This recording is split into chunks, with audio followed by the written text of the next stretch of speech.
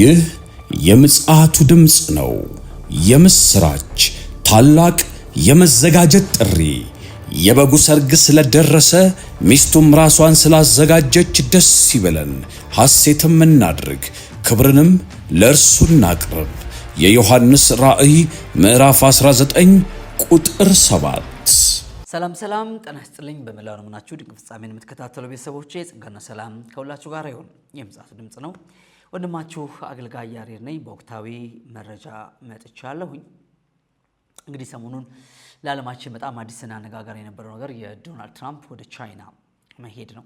ቻይና እንግዲህ የሁለት ቀን የስራ ጉብኝት አድርገው ዶናልድ ትራምፕ ወደ አሜሪካ ተመልሰዋል። ዋናው ነገር ዶናልድ ትራምፕ ወደ ቻይና የሄዱበት ምክንያታቸው እንግዲህ ምናልባት ወደ 3ኛ ወር እየተጠጋ ያለው የአሜሪካን እና እስራኤል ጥምር ጦር በኢራን ላይ እርምጃ መውሰድ ከጀመረ በኋላ ጦርነቱ ዶናልድ ትራምፕ እንዳሉት በ2 ሳምንት በ3 ሳምንት ሊጠናቀቅ ባለመቻሉ ይልቁንም ወደ ወራት በመዝለቁ ምክንያት እና ከዚህ ጋር ተያይዘው ጦርነቱ ከቴህራን ወደ ሆርሙዝ መጥቶ ኢራን ሆርሙዝን ዘግታ ዓለም ላይ ከፍተኛ የኃይል ቀውስ ወይም የነዳጅ አቅርቦት ቀውስ እንደተፈጠረ እናውቃለን። እና ዶናልድ ትራምፕ ኢራንን በጦር መሳሪያ በጣም በቢቱ ቦምቦች ማንበርከክ ባለመቻላቸው ኢራን ራሷ የዘጋችውን ሆርሙዝን መተው ራሳቸው በመዝጋት በእያንዳንዱ ቀን ወደ $500 ሚሊዮን እንድታጣና ኢራን ላይ ከፍተኛ ኢኮኖሚ ጫና እንዲፈጠር በማድረግ የተሻለ ዘዴ መርጠዋል። አንደኛ የሚያወጡት ገንዘብ የለም። ያንዳንዱ ቦምብ በብዙ ሚሊዮን ዶላር የሚያወጣ ቦምብ ከመሆኑ የተነሳ አሜሪካ በጣም ከፍተኛ ከ31 ቢሊዮን ዶላር በላይ ነው የከሰረችው በዚህ ጦርነት። ከዚህ አንጻር እንግዲህ የሆርሙዝን መተው መዝጋታቸው ኢራን በቀላሉ ወደ ሀሳባቸው እንድትመጣ ለማድረግ ለማንበርከክ ቀላሉና ተመራጩ ዘዴ ሆኖ ተገኝቷል። ያም ሆኖ ስቲል ኢራን በመገዳደር ላይ ነው ያለችው። ስለዚህ ዶናልድ ትራምፕ ኢራን ሆርሙዝን ቢዘጉም የተለያዩ ሀገር መርከቦች እዛው ባህረ ሰላጤው ላይ ነው ያሉት። ቻይና ግን ቀጥላ ትገባለች። ምክንያቱም አንደኛ ቻይና በጣም ትልቅ ሀገር ከመሆኑ አንጻር ከቻይና ጋር ወደ ጦርነት መግባት አልፈለጉም።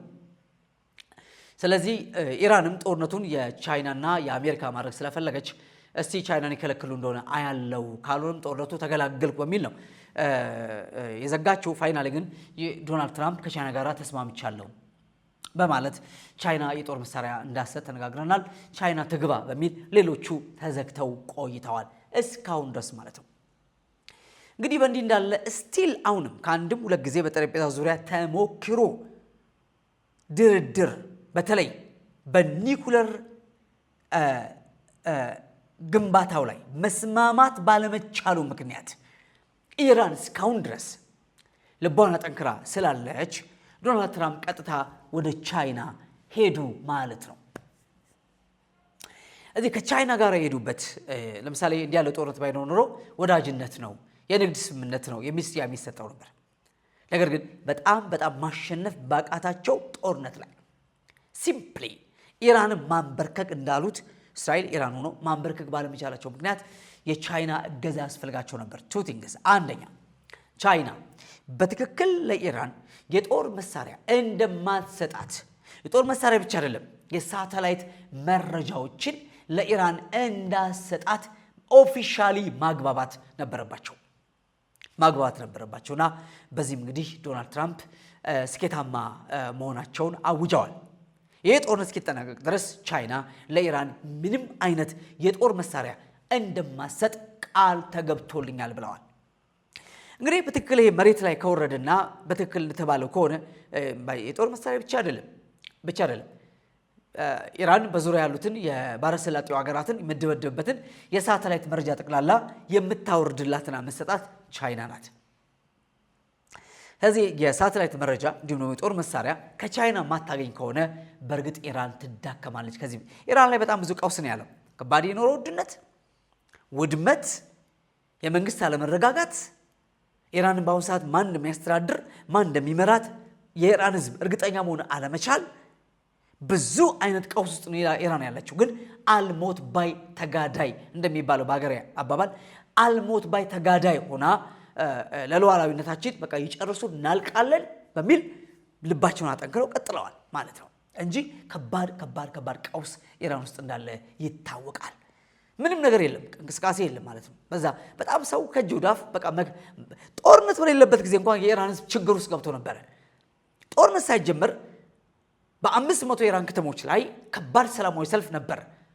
ኑሮ ከአቅም በላይ ሆነብን በሚል ኢራናውያን ሰልፍ ወጥተዋል። ነዳጅ አምራቿ ሀገር ተራበች። ምክንያት ሲባል ገንዘቡ በሙሉ ጦር መሳሪያ ስለሚመረትበት ነው። አንደኛ ሚሳይል፣ ሁለተኛ ሮኬት፣ ድሮን ኤን ፋይናሊ ደግሞ ምን ይመረታል?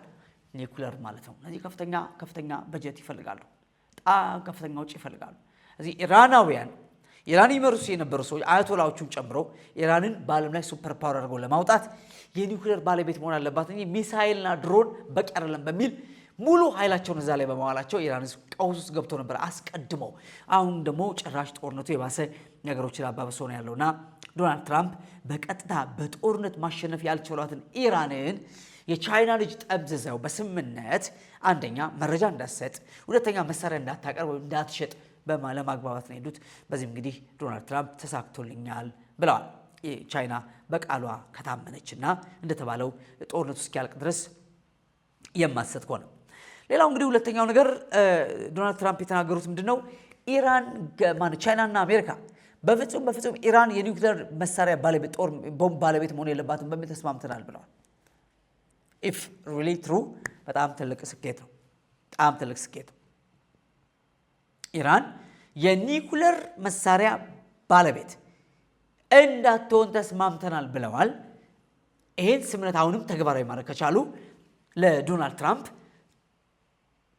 ኢራን እንዳትሆን ማድረጋቸው ብቻ አይደለም፣ ኢራን የኒኩለር ባለቤት ልሁን ብላ መነሳቷ በራሱ ስህተት ነው የሚል ፍረጃን ነው ከቻይና ያሰጡባት። ያቱም ዓለም አቀፍ ቁጥር አንድ አሸባሪ የሆነችው ኢራን፣ ዓለም አቀፍ አሸባሪዎችን የምታስታጥቀው ኢራን የኒውክሌር ቦምብ ብትጣጠቅ ደግሞ ዓለም በሙሉ ቁጭ ብድግ ሲል ነው የሚያድረው ማለት ነው። ጃፓን ለተኩስብሽ ነው፣ አውሮፓ ለተኩስባችሁ ነው፣ አሜሪካ ተኩስኩባችሁ፣ እስራኤል ተኩስኩብሽ እያለች በየቀኑ አገራት በሙሉ እንቅልፋተው የሚያድሩት ማለት ነው። ምንም ኢራናውን ይህን ከማድረግ የሚመለሳቸው ምንም ነገር የለም። ከዚህ አንጻር በእርግጠኛ ነች የቻይናው ፕሬዚዳንት ሺ እና ዶናልድ ትራምፕ ኢራን የኒውክሌር ባለቤት መሆን የለባትም በሚል ተስማምተው ከሆነ ዶናልድ ትራምፕ እንዳሉት መሆን አትችልም አይገባትም ብለው ከሆነ እየኮነኑ ያሉት ኢራንን ምን ሲያቀብጣችሁ ነው? ዓለም በሙሉ እናንተ ላይ የፈረደ ነው። እናንተ ኒኩለር አይገባችሁም፣ አሸባሪዎች ናችሁ፣ ዓለምን ልጨርሱት ነው ወይ ብላ ቻይና ተናገረች ማለት ነው። ወይም ዶናልድ ትራምፕ በቻይና አፍ ተናገሩ፣ በቻይና ቋንቋ ለኢራን ተናገሩ እንደማለት የሚቆጠረውና ይሄ ለኢራን በጣም ትልቅ ክስረት ነው፣ በጣም ትልቅ ጉዳት ነው የሚሆነው። እነዚህ ሁለት ስምምነቶች አድርገው ዶናልድ ትራምፕ ተመልሰዋል ማለት ነውና ዶናልድ ትራምፕ ከቻይና ከተመለሱ በኋላ ኢራንን በተመለከተ ትግስቴ አልቋል ብለዋል። ትግስቴ አልቋል፣ ስለዚህ በፍጥነት ወደ ድርድር የማትመጣ ከሆነ ምናልባት የመጨረሻውን እርምጃ አሜሪካ ልትወስድ ትችላለች ወደሚል ማስጠንቀቂያ መጣ። ይሄ ማለት ልብ አገኙ ማለት ዶናልድ ትራምፕ። በእርግጥ ቻይና አይደለችም ትራምፕን አሜሪካንን የምታስነሳት፣ ቻይና አይደለችም አሜሪካንን ተኩሽ የምትላት፣ እንዲህ ያለ መብትም ራይትም የላቸውም። ነገር ግን ያው ዓለም በጥቂት ሀያላን እጅ ወድቃለች። በነ ራሻ፣ በነ ቻይና፣ በነ አሜሪካ እጅ ወድቃለች። ዓለም በሶስት ሀገራት መካከል እጅ ወድቃለች። ዓለም ጠቅላላ በሶስት መሪዎች ወይም ሀገራት እጅ ወድቃ ነው ያለችው በአሁኑ ሰዓት። ምናልባት ደግሞ ከነዚህም በላይ ሱፐር ፓወር የሆነ ዓለምን የሚያንቀጠቅጥ ዲክታተር መሪ ይጠበቃል። ሁሌ እንደምላችሁ አንታይ ክራይስት የክርስቶስ ተቃዋሚ ከዚህ በኋላ የዲክታተሮች ዘመን ነው በዓለም ላይ የሚመጣው። የዲክታተሮች ማለት አምባገነኖች፣ ከነሱ ውጪ በዓለም ላይ መሪም የለም፣ ከነሱ ህዝብ ውጪ ህዝብም የለም። አለቀ። እንዲህ ያሉ መሪዎች ወደ ዓለም እንዲመጡ መንግስታት አሁን ዓለምን ለምሳሌ የተባበሩት መንግስታት ዓለም ላይ ያለው ተጽዕኖ በጣም አነስተኛ ነው። አሜሪካ ብቻዋን ያላትን ተጽዕኖ ዩኤን የለውም። ምናልባት ቻይናና ራሻ ያላቸውን ተጽዕኖ ዩኤን የለውም። ስለዚህ በአጠቃላይ በህብረት የሚዳኙበት ፍርድ ቤት የለም። ወይም ደግሞ እንደ ዩኤን አይነት ተቋም በአሁኑ ሰዓት አቅመ ቢስ ሽባ ሆኗል ማለት ነው። ይሄ ማለት መጪው ዘመን የዲክታተሮች ዘመን ነው፣ የአምባገነኖች ዘመን ነው። ይሄ ለክርስቶስ ተቃዋሚ በር ይከፍታል፣ እድል ይሰጠዋል። ምን ማለት ነው? በቀጥታ ያ ሰው በቻይና እግር፣ በአሜሪካ ኮቴ፣ በራሻ ይገባና ዓለም ላይ ይገናል፣ ይነግሳል ማለት ነው። መጪው ዘመን እንዲህ ነው የሚሆነው። የኔፍሊሞች ዘመን ነው የሚመጣው። ኔፍሊም ማለት ቁመተ ረጃጅሞች አስፈሪ ሰዎች፣ ሰውን እያነሱ እንደ ከረሜላ ዋጥ ሊያደርጉ የሚችሉ ጂያንቶች ዓለም ላይ ይነሳሉ። ይሄ ማለት በታጠቁት የጦር መሳሪያ ባላቸው ሀብት ክምችት ዓለም ላይ all the world ዓለምን በሙሉ የሚያንቀጠቅጡ ሰዎች ይነሳሉ ማለት ነውና አንድ ሱፐር ፓወር በዓለም ላይ እየተጠበቀ ነው። ለዛ እንግዲህ መንገድ የሚጠርግ ሲስተም ኦልሬዲ ተዘርግቷል፣ አልቋል ማለት ነውና ዶናልድ ትራምፕ በቀጥታ ከቻይና መልስ የተናገሩት ይሄን ነው። አሁን ቻይናን አሳምኛለሁ፣ ቻይና ጋር ጨርሻለሁ።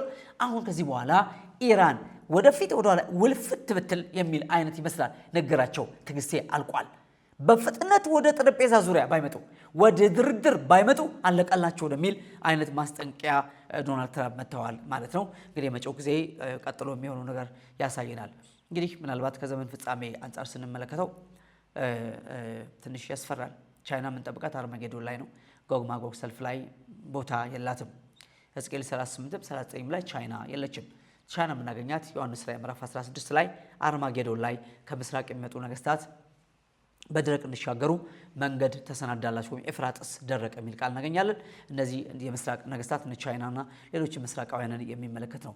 ያው በአርማጌዶን ጦርነት ላይ የማይሳተፍ የዓለም መንግስት የለም። ሁሉም የዓለም መንግስታት ሀያላኑ አርማጌዶን ላይ ይሳተፋሉ ማለት ነውና የጎግ ማጎግ ሰልፍ ግን በጣም በቅርብ ጊዜ ሊሆን የሚችል እንደሆነ አሁን ያለው እንቅስቃሴ በሙሉ ኢራንን ጨምሮ ፍንጭ የሚሰጥ ነው። ከዛ አንጻር ይሄ ስምምነታቸው ዘላቂ ነው አይደለም፣ እኔ በኩሌ ዘላቂ ሊሆን ይችላል ብዬ አላስብም፣ አልጠብቅም። በሚቀጥሉ ቀናት ወይም ጊዜያት በቅርብ ጊዜ እናየዋለን። በመሰረቱ ዶናልድ ትራምፕ ራሳቸው ከሴፕቴምበር አካባቢ ወደ አሜሪካ እንዲመጡ ሺን የቻይናውን ፕሬዚዳንትና ባለቤታቸውን ጋብዘዋል። አሜሪካ እንዲጎበኙ፣ አሜሪካ እንዲመጡ ጋብዘው ነው የተመለሱት ማለት ነው እና ምናልባት በጣም የተለየ ወዳጆች እንሆናለን የሚል ነገር አስቀምጠዋል ዶናልድ ትራምፕ ከቻይና ጋር ማለት ነው። የንግድ ጦርነት ላይ ነበሩ፣ በጣም ከፍተኛ የንግድ ጦርነት ላይ ነበሩ። አሜሪካ ዶናልድ ትራምፕ በጣም ከባድ ቀረጥ በዓለም ላይ ከ100% በላይ በቻይና ላይ መጫናቸው ይታወቃል። እዚህ ግብግብ ውስጥ እያሉ ነው እንግዲህ ትራምፕ ወደ ቻይና የሄዱበት ምክንያት እርግጠኛ ነኝ ለቀረጥ ጉዳይ አይደለም፣ የኢራን ጉዳይ አንገብግቧቸው ነው። በዛ ጉዳይ ነው ሲደራደሩ ቆይተው የመጡት። እንግዲህ አሁን አንድ ስጋት ተደቅኗል። አንድ አደገኛ ስጋት ተደቅኗል። ያ ስጋት ምንድነው? ታይዋን የምትባል ሀገር ናት። when you come to ታይዋን ሺ የቻይናው ፕሬዝዳንት ለዶናልድ ትራምፕ ማስጠንቀቂያ ሰጥተዋል። ታይዋን ለኛ እጅግ በጣም አስፈላጊ ናትና በታይዋን ጉዳይ ጣልቃ ከገባችሁ እንጣላለን ብለው ይህ ወዳጅነት ሊደፈርስ የሚችልበት ብቸኛ ምክንያት ቀረጥ አይደለም፣ ኢራን አይደለችም፣ የኢራን ኒውክሌር ቦምብ አይደለም፣ ሆርሙዝ አይደለም፣ ታይዋን ናት። ጥያቄ ምልክት መጣ። ዶናልድ ትራምፕና ሺ ወይም ቻይናው ፕሬዝዳንት ታይዋንን በተመለከተ የመጨረሻ ያደርጉት ስምምነት አልታወቀም፣ ግን ቻይናው ፕሬዝዳንት ይህን ማስጠንቀቂያ ሰጥተዋል። ታይዋንን የነካችሁ ቀን መንካት አይደለም፣ ለታይዋን መሳሪያ የሸጣችሁ ቀን እኛን ያርገን የሚል አይነት ማስጠንቀቂያ ቻይናውያን ለአሜሪካ ሰጥተዋል። እንግዲህ ከዚህ ከቻይናው ጉብኝት በኋላ በህገወጥ ስም ወደ ቻይና የገባው ማዕቀብ ተደርጎበት የነበረው ማርኮ ሩቢዮ የአሜሪካው የውጭ ጉዳይ ሚኒስትር ለጋዜጠኞች በሰጠው መግለጫ በጣም መጥፎ ድርድር በማለት ገልጾታል። መጥፎ ድርድር፣ ቻይና በፍጹም ታይዋንን መንካት የለባትም። ይህን ዶናልድ ትራምፕ አይደለም የተናገሩት፣ ማርኮ ሩቢዮ ነው የተናገረው፣ የአሜሪካ የውጭ ጉዳይ ሚኒስትር የተናገረው። በፍጹም ቻይና ታይዋንን መንካት የለባትም፣ ሉዓላዊ ሀገር ናት። ስለዚህ ይሄን በተመለከተ ያደረግነው ድርድር ልክ አይደለም ብለዋል በቀጥታ። ይሄ ማለት ከትራምፕ በተቃራኒ ነው ሰው የተናገረው ማለት ነው። በተቃራኒ የተናገረው አንለስ እንዳዘርዋይስ ታይዋን በፈቃዷ እስካልገባች ቻይና ውስጥ ልቀላቀል እስካላች ድረስ ቻይና በኃይል ታይዋን አስገድዳ የምትጠቀልላት ከሆነ አሜሪካ ጣልቃ ትገባለች የሚል ልክ እንደ ፕሬዚዳንት ሆኖ ማርኮ ሩቢዮ በመናገሩ ትንሽ ቀውስ ቢጤ ተፈጥሯል። ስለዚህ